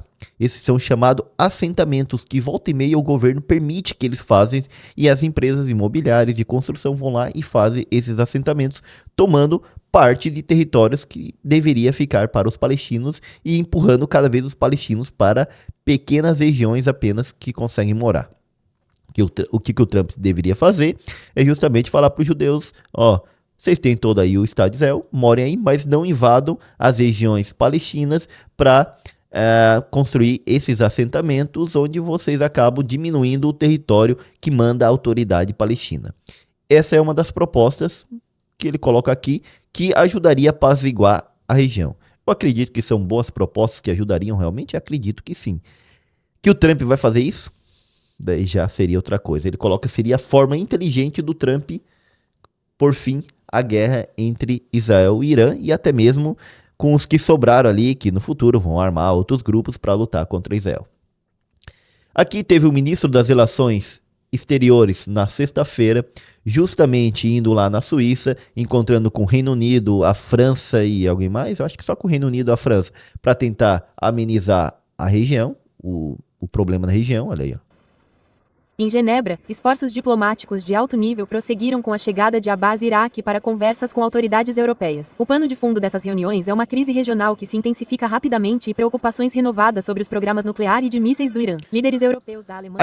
A grande questão é que não deu nenhum resultado. Saiu de lá e acordaram em continuar conversando. E agora o Trump bombardeou, eles vão ter que negociar uma posição de maior fraqueza ainda. Beleza. Logo, depois disso daí, a gente então... antes disso tudo, o Ayatollah, que manda no Irã, que é o líder religioso que manda em tudo lá mesmo, o líder supremo, e já disse que não ia haver clemência para Israel e quem ajudar Israel, tudo isso aí. Vamos ver ele falando aqui. O Supremo do Irã, Ayatollah Ali Khamenei, disse em um pronunciamento nesta sexta-feira que Israel iniciou isso foi na outra sexta, uma guerra e que não será permitido realizar ataques do tipo sem consequências graves. Nós temos o pronunciamento e vamos mostrar agora. که رژیم صهیونیستی اشتباه بزرگی کرد. خطای بزرگی کرد. غلطی کرد و عواقب او رو بیچاره خواهد کرد به توفیق الهی. نیروهای مسلح ما آماده هستند و مسئولین کشور و همه آحاد مردم پشت سر نیروهای مسلح. Esse carinha aí que é o Khomeini, Ali Khamenei, que os Estados Unidos disse que sabe onde está e que possivelmente sabe, tá? Tanto os Estados Unidos como Israel, pela capacidade da sua inteligência que voltou a atuar com tudo. E aí o que acontece? Então, os Estados Unidos enviaram o B-2, que atingiu justamente áreas das instalações nucleares do Irã. O tanto de estrago ainda não sabemos, mas estão tudo trabalhando para destruir essas instalações nucleares, e com isso fica claro a doutrina dos Estados Unidos, que o Netanyahu diz também que apoia e faz parte da dele, que é a paz através da força. Batemos com força e depois dizemos que queremos ficar em paz. Então, depois desse ataque, aí teve o pronunciamento do Netanyahu sobre o ataque, que a gente vai ter dublado aqui em português, como eu sempre digo, desse canal aqui, que é muito bom, o Misson Alves, que coloca lá tudo dublado pra gente poder ver. Olha o pronunciamento do Netanyahu sobre o ataque de ontem à noite, sobre as bases nucleares do Irã, mas com a ajuda dos Estados Unidos. Parabéns, presidente Trump. Sua decisão ousada de atacar as instalações nucleares do Irã com o poder impressionante e justo dos Estados Unidos mudará a história. Na Operação Leão Ascendente, Israel fez coisas realmente incríveis, mas na ação desta noite contra as instalações nucleares do Irã, a América foi verdadeiramente insuperável. Ela fez o que nenhum outro país no mundo poderia fazer. A história registrará que o presidente Trump agiu para negar ao regime mais perigoso do mundo as armas mais perigosas do mundo. A liderança dele hoje criou um ponto de inflexão na história que pode ajudar a conduzir o Oriente Médio e além para um futuro de prosperidade e paz. O presidente Trump e eu costumamos dizer: paz através da força. Primeiro vem a força, depois vem a paz. E esta noite, o presidente Trump e os Estados Unidos agiram com muita força. Presidente Trump, eu lhe agradeço, o povo de Israel lhe agradece, as forças da civilização lhe agradecem. Deus abençoe a América, Deus abençoe Israel, e que Deus abençoe nossa aliança inabalável, nossa fé inquebrável. Se dirigindo à nação.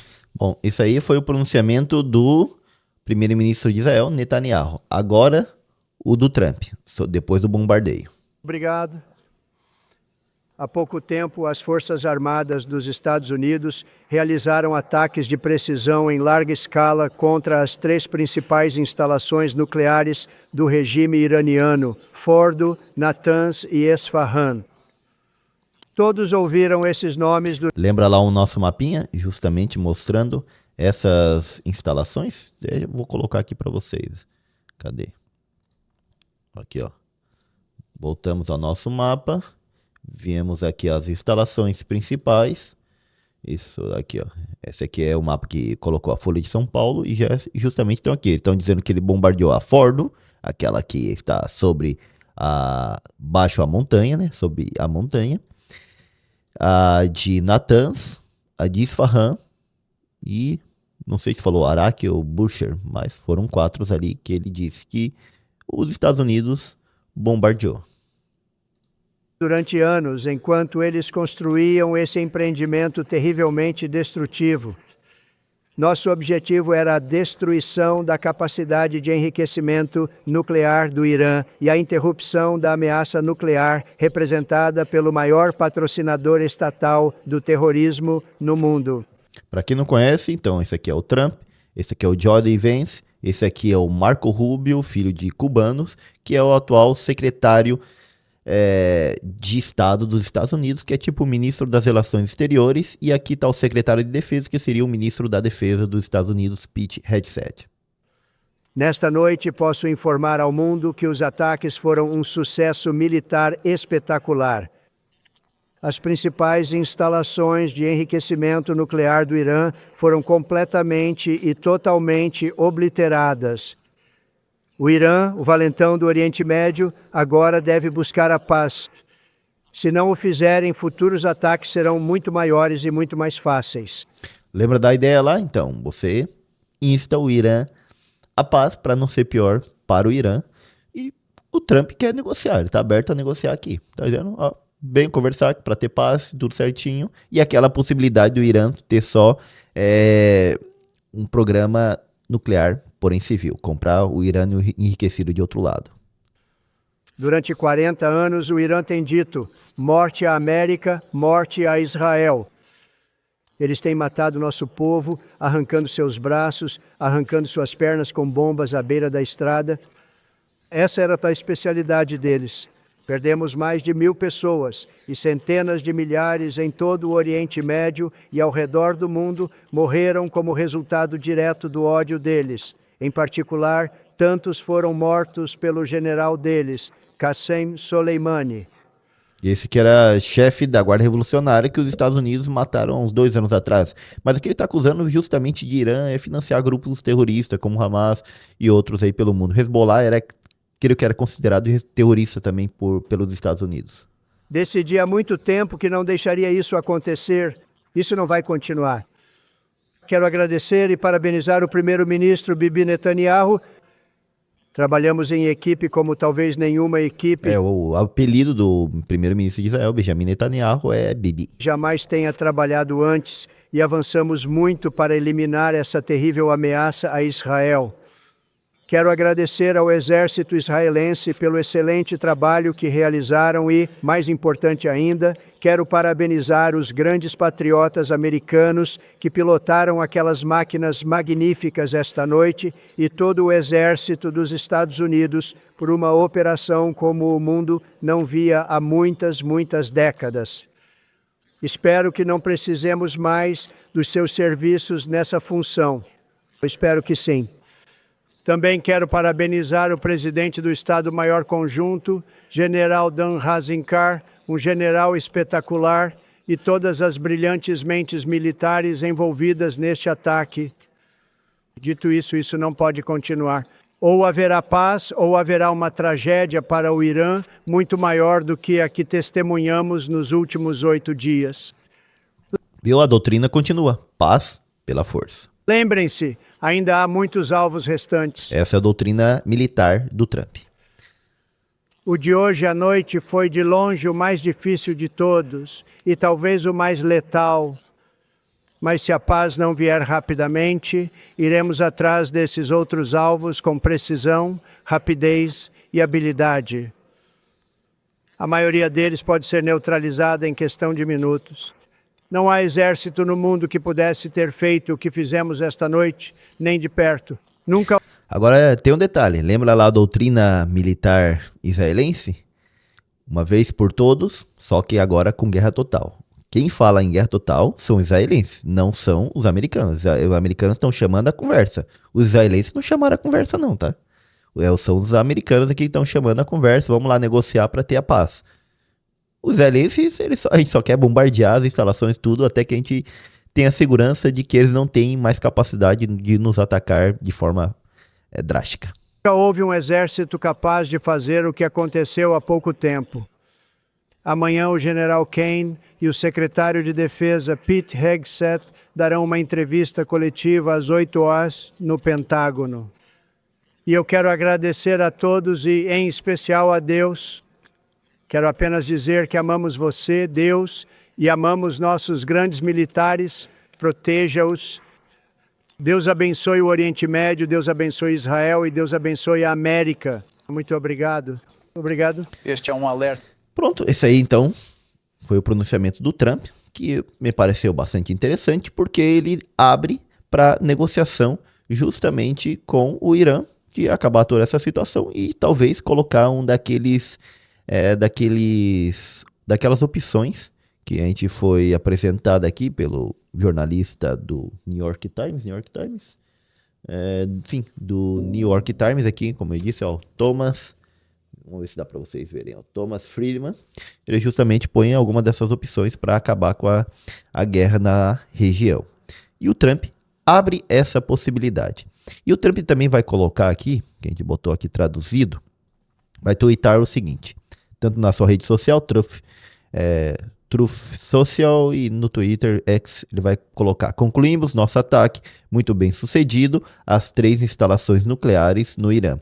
Concluímos, incluindo Fordow, Natanz e Isfahan. Só foram 3. Todos os aviões estão agora fora do espaço aéreo iraniano. Uma carga completa de bombas foi lançada no local principal, que é a de Fordow, aquela abaixo, rochas ali, que era mais difícil. Todos os aviões estão a caminho de casa em segurança. Parabéns aos nossos grandes guerreiros americanos. Não há outro exército no mundo que pudesse ter feito isso agora. Agora é a hora da paz. Viu? Para mim, tá claro que o Trump tá dizendo, ó, já atuei com força, quero que vocês venham negociar pra gente ter paz. E a gente pode negociar. Para mim, tá claro isso aqui. Os israelenses não dizem isso, mas os americanos sim. Agradecemos sua atenção neste momento. E depois ele vai publicar também, que eu peguei aqui na Truth Social, dizendo: qualquer retaliação do Irã contra os Estados Unidos da América será respondida com uma força muito maior do que foi a presença nessa noite. Obrigado, Donald Trump, presidente dos Estados Unidos.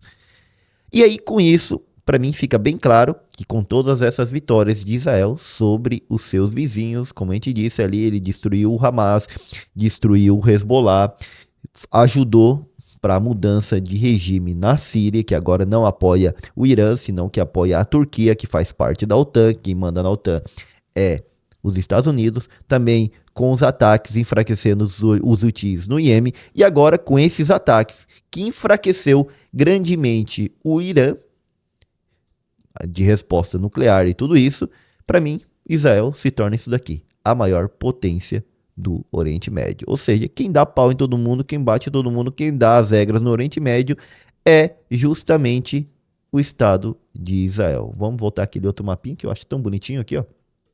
É desse site El Orden Mundial em espanhol, que sempre traz alguma informação bem interessante, mas esse mapinha ficou muito, muito bonito. Então, se nós temos aqui o Oriente Médio, quem dá as cartas aqui agora é esse paizinho aqui do tamanho do Sergipe, Israel. Ele é a nova potência do Oriente Médio. E pra gente fechar, não poderia deixar de falar o que o Brasil fala de tudo isso aí. Só lembrando, em 2024 foram admitidos novos membros do BRICS. O Brasil faz parte desse quase bloco econômico que são os BRICS, que foi fundado pelo Brasil, Rússia, Índia, China e África do Sul. E em 2024 houve uma expansão do BRICS que entrou a Arábia Saudita, Egito, Emirados Árabes Unidos, Etiópia, Indonésia e olha quem entrou, o Irã. É claro que o Irã ele é arqui-inimigo da Arábia Saudita, mas está ali, né? Está ali negociando com o Brasil também. E até o momento, a única nota que eu achei do Brasil falando sobre isso é a seguinte: essa aqui você pode buscar a nota do Brasil ou do Ministério das Relações Exteriores do Brasil sobre o Irã, e o Brasil vai falar o seguinte: o governo brasileiro expressa firme condenação à campanha com forte preocupação a ofensiva aérea israelense lançada na última madrugada contra o Irã, em clara violação da soberania desse país e ao direito internacional. Porque, bom, Israel, a partir da sua doutrina, fez o ataque preventivo sem diretamente o Irã ter atacado Israel, porém o Irã atacava Israel de outras formas, né? Através dos seus proxies ali, Hamas, Hezbollah e tudo mais. E Houthis ali, a Síria. Os ataques ameaçam mergulhar toda a região em um conflito de ampla dimensão. Não sei se toda a região. Tenho minhas dúvidas, porque Israel já bateu em todos os aliados do Irã na região, então isso aqui não sei se aconteceria. Com elevado risco para a paz, a segurança e a economia mundial, o Brasil insta todas as partes envolvidas ao exercício da máxima contenção e exorta o fim imediato das hostilidades. Bom, o presidente brasileiro o governo brasileiro fala isso a partir de uma visão de defesa da soberania dos países, de possivelmente dizer que vai aumentar os conflitos da região. Isso aqui foi bem protocolarzinho, isso daqui. Um pouco mais de apoio ao Irã, menos um pouco de apoio a Israel nesse caso. Mas assim, não foi aquele grande pronunciamento que pode causar estragos. Foi mais uma nota protocolar. E aqui, ó, vamos ver o que o Lula vai falar sobre isso. Respeito da guerra entre Israel e Irã. Quando eu estiver na reunião, antes de participar da reunião, eu tenho as coisas para falar, vou falar amanhã de manhã e vamos ver o que vai acontecer. Isso aqui, Lula estava lá no G7 no Canadá. Então ele disse que ia falar o que ele pensa ali na reunião. Vai falar, presidente, o que o senhor vai falar? Você está preocupado com o conflito, com o escolamento? Qualquer conflito me preocupa.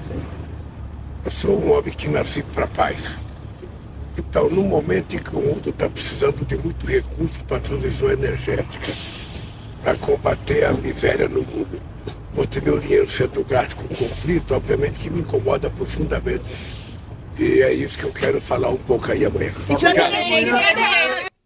Cara, eu vou dizer que Lula até que não se saiu tão mal, tá? Protocolarmente, aqui o governo brasileiro não apoiou Israel. Ele disse que Israel fez errado e ia atacar, mas também não fez aquela grande menção ao Irã.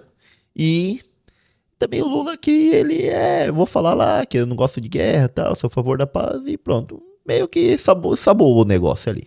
Essa foi a posição do Brasil. E resumidamente, a nossa questão inicial era, após atacar o Irã, Israel se impõe de vez como a maior potência do Oriente Médio. É isso que aconteceu. Agora, Israel é quem dá as cartas por lá. Esse foi o meu entendimento, a partir da leitura aqui de várias informações que eu achei tanto na mídia brasileira como na mídia internacional, e através de ver os próprios pronunciamentos de generais, aqui do presidente dos Estados Unidos, do primeiro-ministro de Israel, tudo isso daí, chego a essa conclusão de que agora quem manda por lá é definitivamente, absolutamente Israel. Eu vou ver se tem alguma forma, se você quiser, eu enviar isso daqui para você, eu vou ver se coloco o link ali, aí você pode adquirir esse mapa aqui gratuitamente, tá? Só baixa um mapinha e aí tem todas essas informações também. E, nossa, tem bastante coisa aí, bastante vídeo para olhar, que é bem interessante. E é basicamente isso que acontece na região. Espero que, bom, com isso daí apazigue os conflitos, o Trump realmente consiga negociar com o Irã, porque o Trump está bem aberto à negociação. E parabéns para você que chegou até aqui depois de 1 hora e 43 minutos de vídeo, de informação só sobre essa guerra entre Israel e o Irã. É um material que eu vou começar a preparar, vou ver se preparo uma vez por semana pelo menos, um material mais, que eu vou chamar um formato mais podcast, aulinha, sei lá, mas é um formato mais dedicado para que possa ter um conhecimento mais denso, apurado, e vai ser um tanto longo, porque a gente vai trazer muita informação que eu não vi reunido em nenhum outro site, nenhum outro canal, nem na TV, assim, geopolítico, detalhando tanto do que aconteceu lá desde que o Hamas atacou Israel, como isso transformou o Oriente Médio e elevou a Israel a essa nova potência da região. Parabéns por ter chegado até aqui. Sou o professor Gessé Santiago e, juntamente com vocês, trato de entender tudo isso que acontece no mundo, porque posso ser que aqui falta informação, possivelmente falta, pode ser que algumas partes vocês não concordem comigo ali também, mas pelo menos a informação está de uma forma organizada para que a gente tente entender tudo ali. Se você chegou até ali, coloca ali, Israel, maior potência do Oriente Médio. Daí eu vou saber que você chegou até o final. Valeu, até o próximo vídeo, nos vemos lá.